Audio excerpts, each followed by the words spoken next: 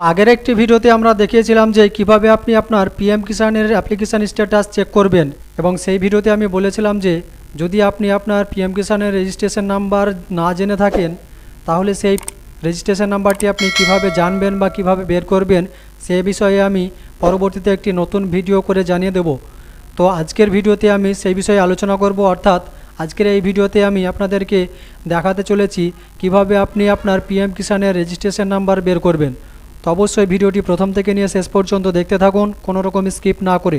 এবং বন্ধুদের কাছে আরও একটা ছোট্ট রিকোয়েস্ট, আপনারা যদি আমার এই চ্যানেলে নতুন হয়ে থাকেন তাহলে অবশ্যই চ্যানেলটিকে সাবস্ক্রাইব করুন এবং পাশে আসা বেল আইকনে ক্লিক করে অল নোটিফিকেশন অন করে রাখুন পরবর্তী লেটেস্ট আপডেটগুলি সবার আগে পাওয়ার জন্য। এবং যারা অলরেডি সাবস্ক্রাইব করে রেখেছেন তাদেরকে জানাই অসংখ্য অসংখ্য ধন্যবাদ। তো চলুন বন্ধুরা, মূল ভিডিওটি শুরু করা যাক। তো এই জন্য আপনি আপনার মোবাইল বা কম্পিউটার থেকে যে কোনো একটি ব্রাউজার ওপেন করে নেবেন এবং এখানে সার্চ বারে গিয়ে pmkisan.gov.in বলে সার্চ করবেন। তাহলে আপনি পিএম কিষাণের যে অফিসিয়াল ওয়েবসাইট রয়েছে সেই অফিসিয়াল ওয়েবসাইটের হোম পেজে আপনি পৌঁছে যাবেন। অবশ্যই আমি ডেসক্রিপশানে এই পেজের লিঙ্ক দিয়ে রাখবো, সেখানে সেই লিঙ্কের উপর ক্লিক করে আপনি ডাইরেক্ট এই পেজে পৌঁছে যেতে পারবেন। তো এই পেজে আসার পর আপনি একটু ডান দিকে খেয়াল করলে দেখতে পাবেন যে নো ইওর স্ট্যাটাস বলে একটি বাটন রয়েছে, অথবা নিচের দিকে একটু স্ক্রল করলে আপনি সেখানেও দেখতে পাবেন যে নো ইওর স্ট্যাটাস বলে এখানেও একখানা বাটন রয়েছে। তো আপনি যে কোনো একটা জায়গায় ক্লিক করে এগিয়ে যাবেন, তাহলে আপনার সামনে পরবর্তী একটি নতুন পেজ ওপেন হবে। এই পেজে আসার পর আপনি এখানে দেখতে পাচ্ছেন যে নো ইওর রেজিস্ট্রেশন নাম্বার বলে একটি বাটন রয়েছে, সেই বাটনটির উপর সিম্পলি ক্লিক করে এগিয়ে যাবেন। তাহলে আপনার সামনে পরবর্তী একটি নতুন পেজ ওপেন হবে। এই পেজে আসার পর আপনি এখানে দুটি উপায়ে আপনার রেজিস্ট্রেশন নাম্বারটি দেখতে পারেন। তো প্রথম উপায় হচ্ছে আপনি আপনার মোবাইল নাম্বার দিয়ে এখানে আপনার রেজিস্ট্রেশন নাম্বারটি বের করতে পারেন, অথবা আধার কার্ডের নাম্বার দিয়ে ওখানে আপনি আপনার রেজিস্ট্রেশন নাম্বারটিকে বের করতে পারেন।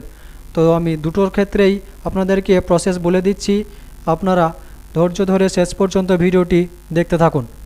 তো আপনি যদি মোবাইল নাম্বার দিয়ে আপনার রেজিস্ট্রেশন নাম্বার বের করতে চান তাহলে প্রথমত এই মোবাইল নাম্বারের ঘরে টিক চিহ্ন দেওয়ার পর আপনি সিম্পলি আপনার মোবাইল নাম্বারটিকে প্রথমত এন্ট্রি করে দেবেন, এবং তারপর ক্যাপচারটিকে দেখে দেখে ক্যাপচার ঘরে এন্ট্রি করে দেওয়ার পর সিম্পলি গেট মোবাইল ওটিপি অপশানের উপর ক্লিক করে এগিয়ে যাবেন।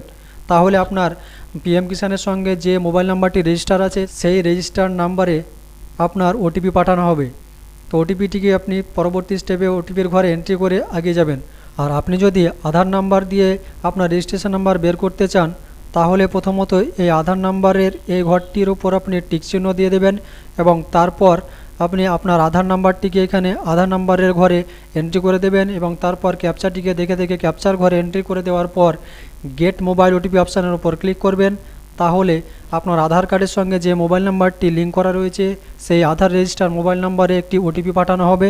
সেই ওটিপিটিকে আপনি ওটিপির ঘরে এন্ট্রি করে পরবর্তী স্টেপে এগিয়ে যাবেন। তো আমি এক্ষেত্রে আপনাদেরকে মোবাইল নাম্বার এন্ট্রি করে দেখিয়ে দিচ্ছি।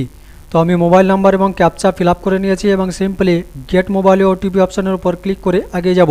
তাহলে আপনার সামনে পরবর্তী একটি পেজ ওপেন হবে, এবং এই পেজে আপনার মোবাইল নাম্বারে একটি ওটিপি পাঠানো হবে। সেই ওটিপির ঘরে ওটিপিটিকে এন্ট্রি করে নেওয়ার পর আপনি সিম্পলি গেট ডিটেলস অপশানের উপর ক্লিক করে এগিয়ে যাবেন। তাহলে আপনার সামনে পরবর্তী একটি নতুন পেজ ওপেন হবে, এবং এই পেজে আসার পর আপনি এখানে আপনার পিএম কিষাণের রেজিস্ট্রেশন নাম্বারটিকে দেখতে পাবেন, এবং ডান দিকে পিএম কিষাণের পোর্টালে রেজিস্ট্রিকৃত ফার্মারের নেমকে আপনি এখানে দেখতে পাবেন। তো এভাবে আপনি অনলাইনের মাধ্যমে খুব সহজেই পিএম কিষাণের রেজিস্ট্রেশন নাম্বার বের করে নিতে পারবেন। এই ছিল আজকের মতো একটি ছোট্ট আপডেট। যদি ভিডিওটি ভালো লাগে থাকে অবশ্যই ভিডিওটিতে একটি লাইক করবেন, এবং ভিডিওটি বেশি বেশি বন্ধুদের মাঝে শেয়ার করে তাদেরকেও ইনফরমেশান দেওয়ার চেষ্টা করবেন। তো আজকের মতো ভিডিওটি এখানেই শেষ করছি, দেখা হচ্ছে আবার একটি পরবর্তী ভিডিওতে। ততক্ষণ আপনারা সকলেই ভালো থাকুন, সুস্থ থাকুন এবং নিরাপদে থাকুন।